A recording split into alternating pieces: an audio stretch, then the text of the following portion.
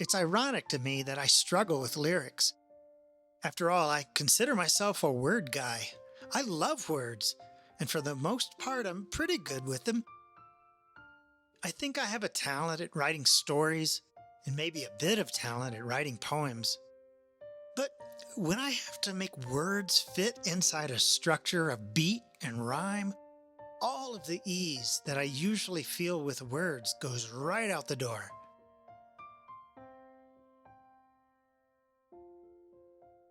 Suddenly, words aren't just words, they're something else. They're these blobs of musical meaning, and I swear they have legs because the little bastards run and hide right when I need them. So, yeah, I struggle with writing lyrics. If I didn't feel that I had to put lyrics to my songs, I think I'd be 10 times more productive. But for me, the lyrics, along with the melody, are the heart of the song. Because it usually takes me so long to come up with lyrics, it's tempting for me to get lazy. It's tempting to settle. But this is where I have to ask myself, what kind of a songwriter do I want to be? Without trying, I could be a bad songwriter. With a reasonable amount of effort, I could be a not terrible songwriter. But to be a good songwriter, I pretty much have to bust my ass. And this is especially true with lyrics.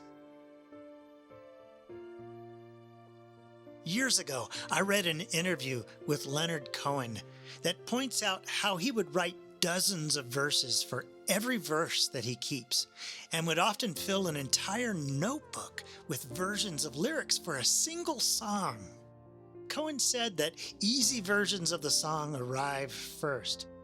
And then he went on to say, to be able to find that song that I can be interested in takes many versions, and it takes a lot of uncovering. Now, I'm not Leonard Cohen, and I don't know that I could come close to having that kind of work ethic. But there's something to what he said. Something I can strive for that can only make me a better songwriter, which is what I'm after. And so, here I am, once again struggling with a lyric to a song for which I've already gotten the verse's melody. I wrote lyrics for 2 verses, and they were not terrible. I recorded myself singing them and played them back for myself and my wife. She gave me one of those, "That's nice, dear," looks, and kindly pointed out a few awkward places. I let it sit for a couple of days, hoping that something about my lyric would grow on me. In the end, the first verse is salvageable, but I needed to go back to work to get anything else. I realized that I needed inspiration. So, yesterday, I sat down with a big jigsaw puzzle and worked on it while listening to Counting Crows on my headphones. I chose Counting Crows because their songs are very lyrically dense and yet loose in a way that my particular song seems to be going. Next to my puzzle, I kept an index card and a pencil, and every time a word would jump out at me or something Adam Duritz sang would make me think of a phrase, I'd write it down. Now note that I wasn't writing down his phrases, but rather phrases that his phrases made me think of.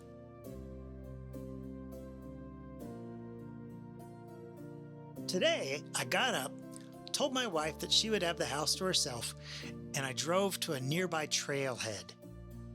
I chose Joni Mitchell, Paul Simon, and more Counting Crows to pipe through my headphones, and I started off on a 3-hour hike up in the foothills. I carried a little notebook and continued to jot down words and phrases inspired by what I was hearing in the songs of people who have strong lyrics. When an artist goes out into nature, it's often to draw inspiration from nature itself, and I've certainly done that. And normally, I'm not the kind of person who wears headphones while walking in the mountains. But today, I wasn't after nature's magic. The song I'm working on doesn't have anything to do with nature. Rather, it's a song where one friend is trying to get another friend to hang out and jam together on some old songs as a way of cheering each other up. So I wasn't trying to soak in the trees and the rocks and the snowy valleys. I just needed a place where I could be alone for 2 or 3 hours, listen to music, and jot words down. And the trail was perfect for this, especially since I can definitely use the exercise.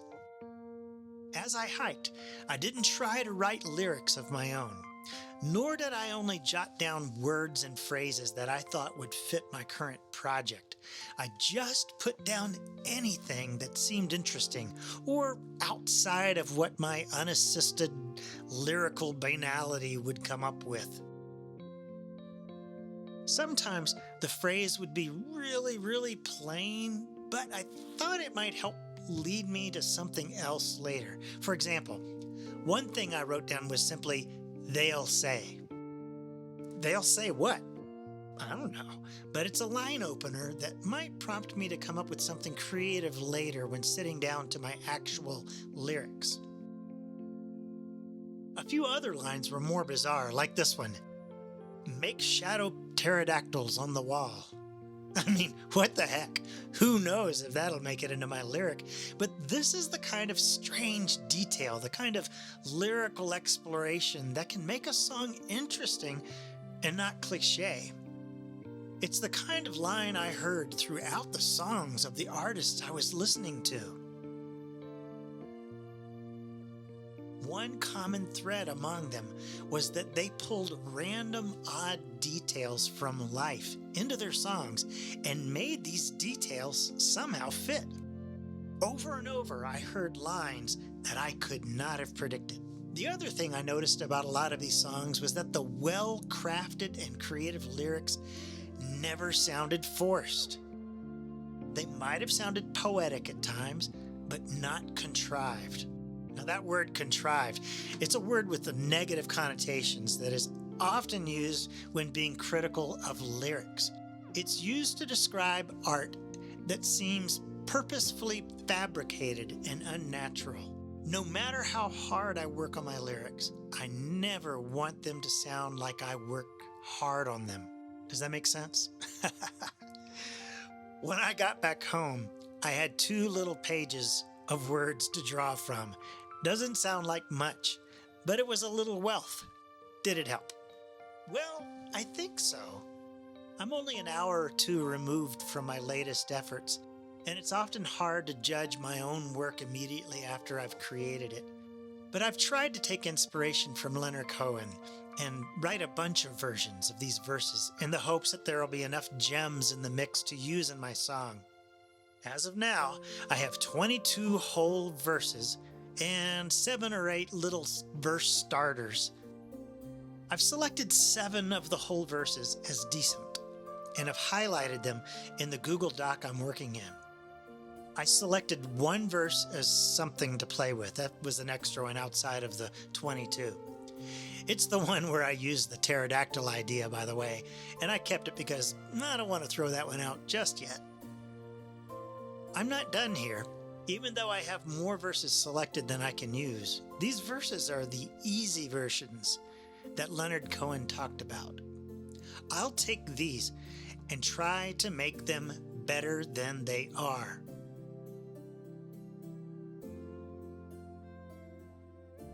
Some of these verses will prove easier to work with than others, and my intention is to come up with multiple versions of each one. And then, if all goes well, I'll have the lyrics for the verses of my song.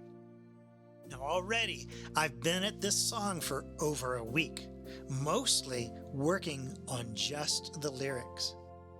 For some of you, this might seem like a lot of extra work. Others of you put much more time into your songs.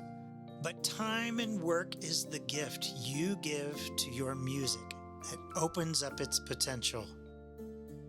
So, when you ask yourself, what kind of songwriter do you want to be?